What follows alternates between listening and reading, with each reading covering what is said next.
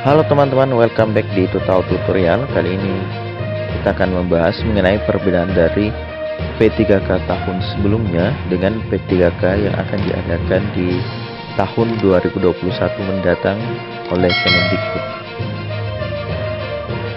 Berikut ulasannya.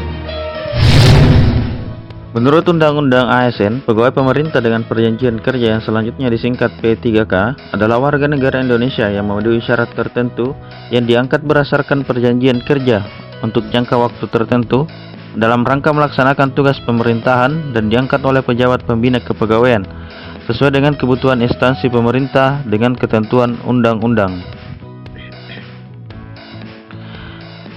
Mendikbud Nadiem Anwar Makarim pertanggal 23 November 2020 yang lalu telah mengumumkan akan dilaksanakannya kembali perekrutan P3K pada tahun 2021 mendatang melalui siaran YouTube Kemendikbud.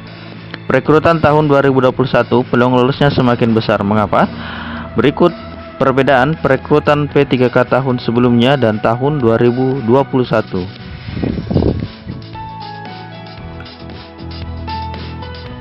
Tahun sebelumnya, formasi P3K terbatas. Dikutip dari tribunmedan.com, tahun 2019, alokasi formasi untuk P3K yang diisi dari XK2 dan honorer hanya berjumlah 145.424 lowongan.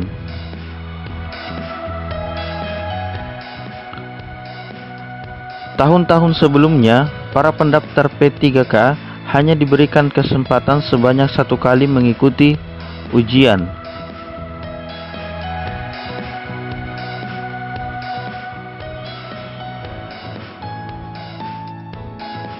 Seleksi tahun sebelumnya juga terasa sulit. Para peserta dibiarkan secara mandiri untuk mempersiapkan diri dalam rangka mempersiapkan ujian.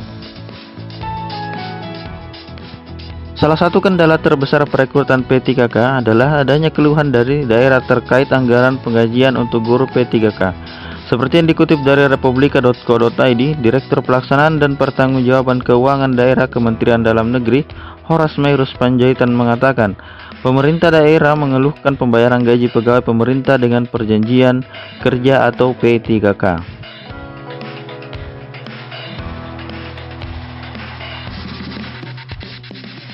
Pemda pun mengatakan merasa terbebani jika biaya penyelenggaraan ujian sepenuhnya dibebankan oleh pemerintah daerah karena pemerintah daerah masih membutuhkan anggaran lebih untuk program-program yang lainnya. Kemudian mari kita lihat perbedaan perekrutan P3K di tahun 2021.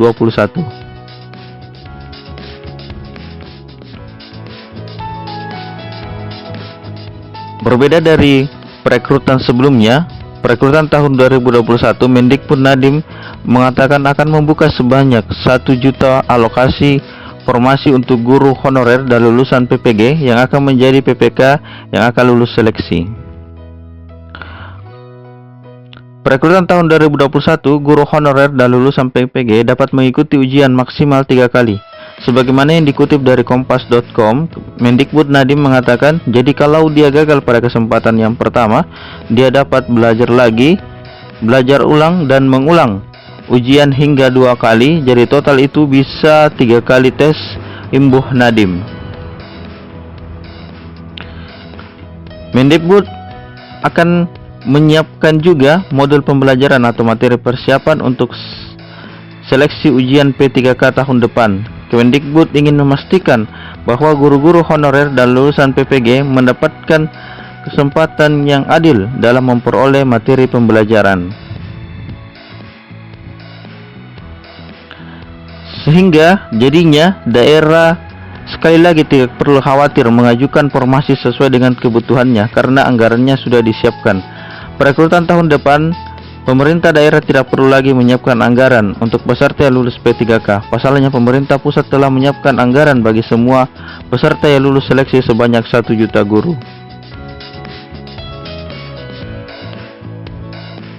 Kemudian Mendikbud mengatakan selain pemerintah daerah tidak perlu memikirkan gaji P3K, pemerintah daerah juga tidak perlu menanggung biaya pelaksanaan ujian karena kesemuanya ditanggung oleh Kemendikbud.